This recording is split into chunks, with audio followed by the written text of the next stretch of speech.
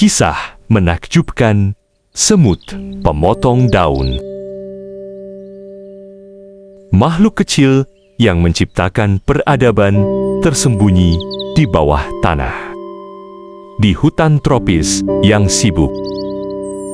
Bayangkan, suatu pagi, di hutan tropis Amerika Selatan, matahari belum terlalu tinggi, embun masih menggantung di ujung-ujung daun, dan udara terasa segar. Tapi di bawah permukaan tanah dan semak-semak, ada kehidupan yang bergerak cepat, terorganisir, dan penuh semangat.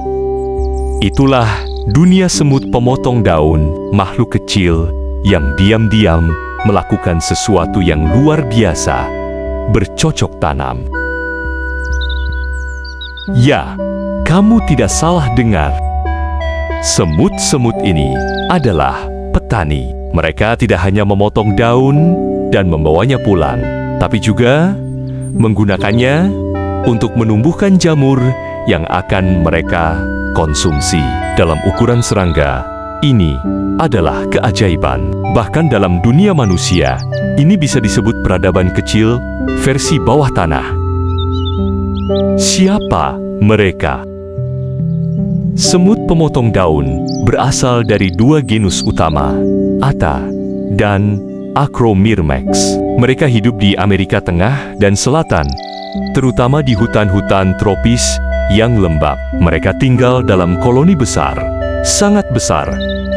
Bisa berisi hingga 8 juta ekor semut dalam satu koloni. Bahkan, ukuran koloni mereka bisa bersaing dengan kota kecil manusia.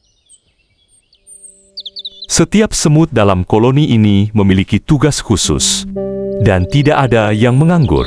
Semua sibuk bekerja, setiap saat, demi kelangsungan hidup koloni dan sang ratu. Sistem sosial yang luar biasa. Kehidupan semut pemotong daun sangat teratur, bahkan bisa menginspirasi manusia. Berikut pembagian peran dalam koloni mereka, ratu. Ukurannya jauh lebih besar dari semut lain. Dialah satu-satunya yang bertelur. Dalam sehari, dia bisa bertelur hingga ribuan butir. Ratu adalah pusat kehidupan koloni. Pekerja kecil dan besar. Pekerja besar memotong daun menggunakan rahang tajam seperti gunting. Pekerja sedang bertugas membawa potongan daun kembali ke sarang. Pekerja kecil bertugas membersihkan daun dan menanam jamur. Prajurit bertubuh besar dengan rahang kuat. Tugasnya menjaga barisan dan melindungi para pekerja dari serangan musuh seperti semut lain, laba-laba, bahkan manusia. Pembersih dan perawat jamur. Mereka bertanggung jawab atas ladang jamur di ruang bawah tanah. Jika jamur terkena bakteri atau kotor, mereka segera membersihkannya.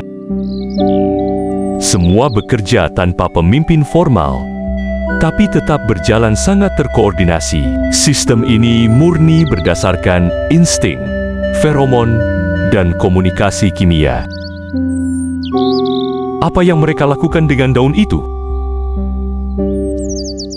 Mungkin kita bertanya tanya, untuk apa mereka repot-repot memotong dan membawa daun sebesar tubuh mereka? Ternyata, mereka tidak memakan daunnya langsung. Daun-daun itu dihancurkan dan ditanam di bawah tanah sebagai media pertumbuhan jamur. Inilah makanan utama mereka. Jamur ini sangat khusus, tidak tumbuh di tempat lain, hanya bisa hidup di dalam koloni semut ini. Bahkan lebih menarik lagi, semut dan jamur ini sudah hidup berdampingan secara simbiotik selama jutaan tahun. Mereka saling membutuhkan untuk bertahan hidup. Jamur yang tumbuh akan dipanen oleh semut pekerja, lalu disuapkan pada larva-larva muda. Bisa dibilang, semut memelihara ladang jamur pribadi yang terus mereka rawat seperti petani. Sarang yang seperti kota bawah tanah. Sarang semut pemotong daun bukan lubang kecil biasa. Ini adalah struktur bawah tanah raksasa. Bayangkan jaringan lorong dan ruang bawah tanah seluas beberapa meter persegi dengan gudang daun, kamar pembibitan jamur, ruang khusus larva, jalur keluar masuk terorganisir. Udara dan kelembapan dalam sarang diatur secara alami dengan sistem ventilasi alami yang rumit. Semua ini dibangun tanpa cetak biru, tanpa arsitek, dan tanpa teknologi, hanya dengan insting alam.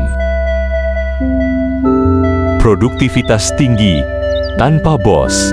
Jika kamu menyaksikan barisan semut pemotong daun bekerja, kamu akan melihat ratusan, bahkan ribuan semut berjalan dalam satu jalur panjang sambil mengangkat potongan daun. Tidak ada yang menyuruh, tidak ada yang marah, tidak ada supervisi, tapi semuanya bekerja dengan tujuan yang jelas.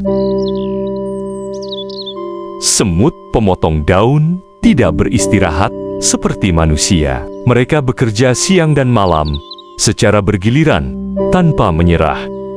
Mereka juga tahu bagaimana menghadapi kendala. Jika jalur biasa mereka terhalang, mereka akan menemukan jalur baru dan bahkan membangun jembatan hidup dari tubuh semut sendiri untuk menyeberangi rintangan. Pertanian tanpa sekolah. Satu hal yang membuat semut pemotong daun begitu mengagumkan adalah mereka sudah bertani jauh sebelum manusia mengenal pertanian. Ilmuwan percaya bahwa semut ini sudah menanam jamur lebih dari 50 juta tahun yang lalu, sementara manusia baru mengenal pertanian sekitar 10.000 tahun lalu. Artinya, semut adalah petani tertua di bumi. Mereka tidak membutuhkan teknologi, alat modern, atau pupuk. Mereka menggunakan insting, kerjasama, dan lingkungan untuk menghasilkan makanan. Pelajaran untuk manusia. Kita bisa belajar banyak dari semut pemotong daun. 1. Kerjasama lebih kuat dari kekuatan individu. 2. Semangat kolektif bisa menciptakan keajaiban. 3. Kedisiplinan dan pembagian tugas menciptakan efisiensi tinggi. 4. Perencanaan dan pengorbanan hari ini adalah investasi untuk masa depan. 5. Tidak ada pekerjaan yang terlalu kecil jika itu dilakukan dengan tujuan mulia. Semut kecil, peradaban besar. Di dunia manusia, kita mengagumi pencapaian besar. Gedung pencakar langit, internet, teknologi AI. Tapi di bawah kaki kita, semut-semut kecil ini membangun peradaban tak terlihat. Mereka bertani, membangun, merawat, dan berperang. Semua demi satu hal, kelangsungan hidup bersama. Mungkin kita bisa belajar satu hal dari semut pemotong daun. Bukan seberapa besar tubuhmu, tapi seberapa besar kontribusimu bagi sesama.